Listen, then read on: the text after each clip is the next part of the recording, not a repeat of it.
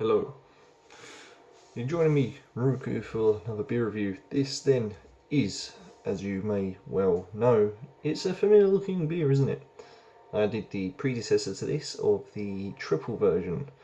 This is a whole new game. This is St. Bernardus ABT 12. That's right, this is a Belgian beer that comes in, I don't know if you can see this. I don't want to remix this because it's got live yeast in it. There you go, can you see that? 10%. It's the 330 and has live yeast sediment, I do believe. It may well do, I don't know. Yeah, it does. It says to store to 8 to 12 degrees, which I have done. I've just kept it at room temperature. This was the predecessor, which I have done. You'd already probably know that, and that was really nice. That coming at 8%. Well, this is from the same brewery. Oh, there you go, 8%. So we go up in the ranks. This one is the stronger version. Cannot wait. Let's crack on.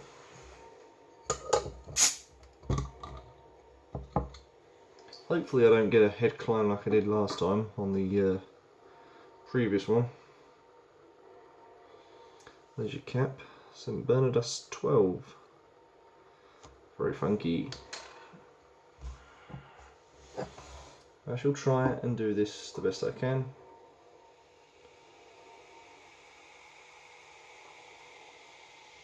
Okay, black like Coke. That's much for sure. Very chimay colour going on there with a off-white creamy looking head. I shall keep a little bit in there for sediment purposes. So I've got a little bit in the bottle still for remixing later. Colour, sort of dark. It's that Coca-Cola colour, isn't it? It's that sort of dark reminiscence. It's brown in places when you get it in the light. Carbonation's good, head is good. I shall pick you up in just a second. But yeah, very Chimay, reminds me of Chimay. It's that sort of colour, Chimay blue. One of my all-time favourite beers, along with Duvel.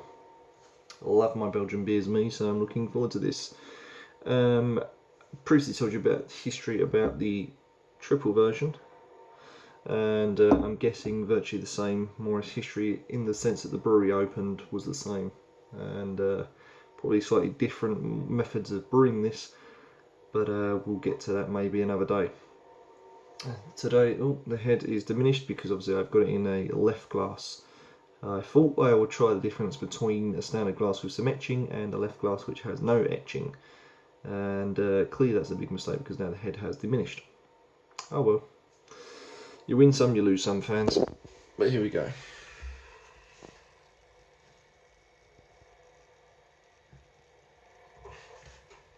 And no head virtually there. But I will probably just carry on regardless. Can't be bothered to blow this up anymore. So, looking forward to this 10% St. Bernardus ABT. Sorry, it's a bit of a mouthful. ABT 12. I don't know what ABT stands for because it's not clearly above 12% alcohol, is it? It's 10%. Smells of sweet, slight honey, raisins, fruits, yes, fruits, raisins, honey.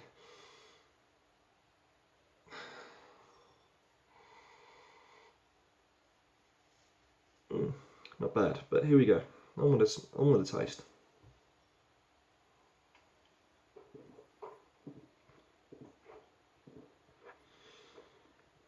Fuck me, that's hot.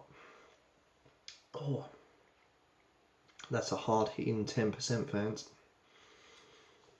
That's up there with the Trap Quadrupel. That is just pure alcohol hit. Actually made my eyes water a little bit. I've not had a strong kick in beer for a little while like this. That really does hit you. That's like a whiskey warmth, and it burns, and it fucking burns. It really does burn.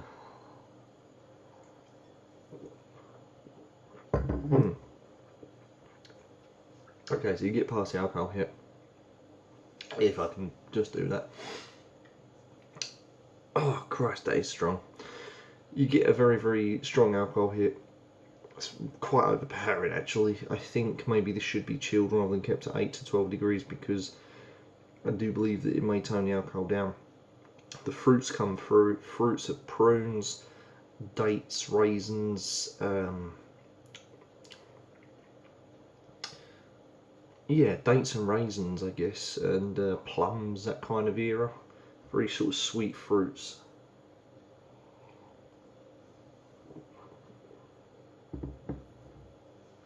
The head, when you do get a bit of it, is small compact bubbles, very frothy. Oh Christ, that is really burning now. Lots of sweet flavours, sort of reminiscence of honey at the aftertaste, and honey and that sugar candy sort of taste at the end. That sort of sweet, not artificial sweet, but just a very sweet sort of honeyed style. I do have some dark chocolate which is left, and I'm going to just see if this knocks off the alcohol hit because that is strong. I'm used to strong beer fans, but that is strong. Oh yes I do. My last bit of chocolate. There it is, 70% cocoa. I'm just going to nick a square because I don't want to do two. I have 2 squares left. Just hoping this tones down the alcohol. I don't want to ruin the taste of the fruits of the beer, but yeah, there's your dark chocolate. 70%. I think this was less than last time. I had the 90% stuff last time, I do believe. This is now 70. Either way, I don't care. I love chocolate. Oh boy, let me just get more of a bit of a taste on this.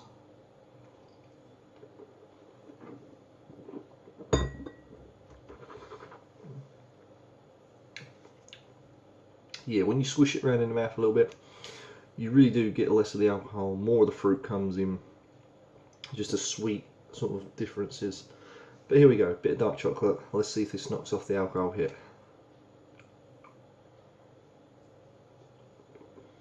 I say while it melts in my hands. We're still going for a heat wave here in England. I think this is the best ever summer we've had since the dawn of time. I can say that 'cause that's British humour. That's British humour there, fans. That's all we ever do, us English, moan about the weather. We moan when it rains, we moan when it's sunny, we moan when it's snowing, we moan when there's hurricanes. We'll moan about anything. Okay, let's give this a try.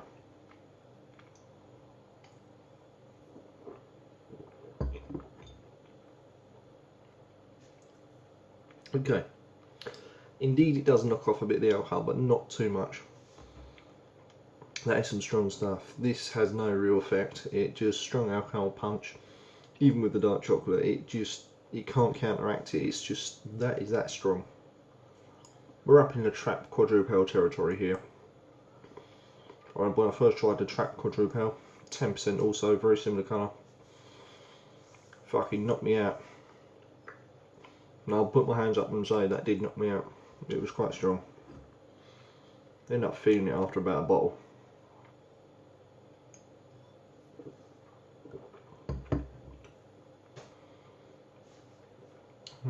Okay. When drinking it whilst munching chocolate, it turns the chocolate into a milk chocolate rather than dark chocolate, and it tones off the alcohol hit, and it tones off all the flavours that it stands for. So all the fruitiness that comes through, it stops all of that. Just tastes mildly boring and pretty shit. Although to be honest with you, I think I do prefer that at the moment because this is quite a strong punch. Right, let's give this a little bit of a remix and we'll see what happens. My fridge is making noises. I think my fridge is having a breakdown. Right. Okay. Remember, this has the yeast in it.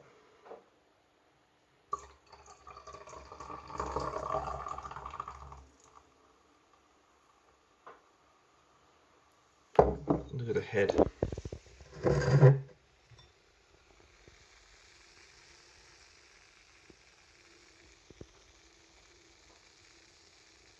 Can maybe hear that slight crackle. Very good head, off-white. Got a bit of beer on the counter, never mind. Right, I'll go for the second taste.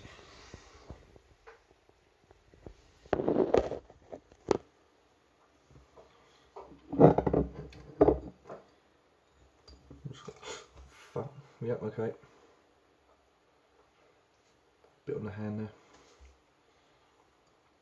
So I thought I would do it all out, but I didn't.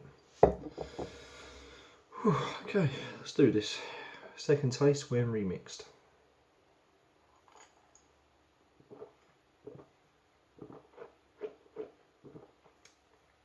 Now, that is still quite palatable. More so with when it's been remixed and compared to the normal stuff. You still get the alcohol burn, still get the alcohol hit. Where's all the fruit flavours though? I love the fruit flavours.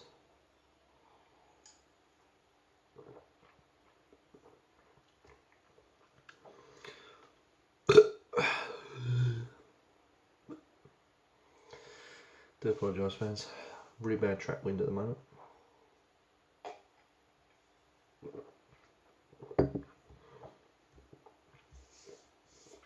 The alcohol hit is toned down, the fruits are virtually gone. It makes it a little bit boring, you know. This is an awkward one to really get right, because I think when you have it ordinarily it's quite strong. The alcohol hit just literally hits you. It's like drinking whiskey. If I burp, sign of a good beer.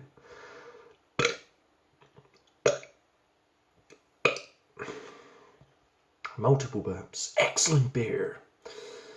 This is very awkward to judge. I'm going to go in for my last bit of chocolate and I want to see what happens now.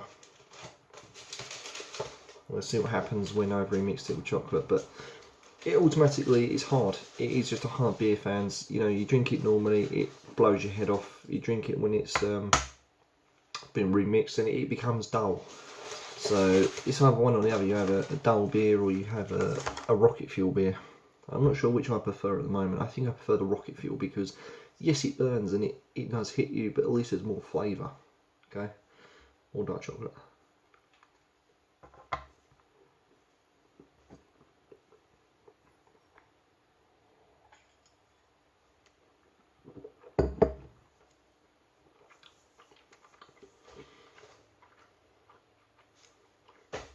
Pointless. Absolutely pointless, fans. That does nothing to the taste at all. It really doesn't. It's just the same boring crap as before. Well, it's not boring, but I mean it's the same boring crap when I remixed it. Still a good beer. Just don't know what sure to make of it.